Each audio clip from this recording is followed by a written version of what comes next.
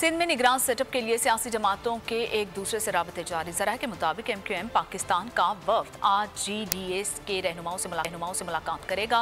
मुलाकात किंगडी हाउस में होगी और MQM के वफ्द में राना अंसार, ख्वाजा इजहारुल हसन और अली खुर्शीदी शामिल हैं। GDS से मुशावरत के बाद वज़ीर आला सिंध से हतमी मुशावरत की जाएगी। दोनों जमातें मुतफ़िका नाम फाइनल करके सिंध हुकूमत को देंगी। अगर आपको ये वीडियो पसंद आई है तो हमारे चैनल को सब्सक्राइब कीजिए और बेल आइकन को प्रेस कीजिए। जामियात में चलता गोरख धंधा,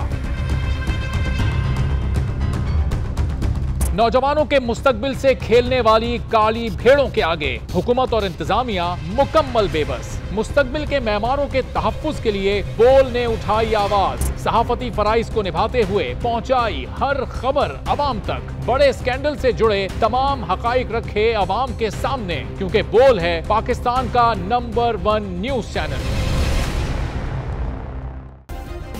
सब्सक्राइब करें और बेल दबाएं ताकि कोई खबर रह न जाए।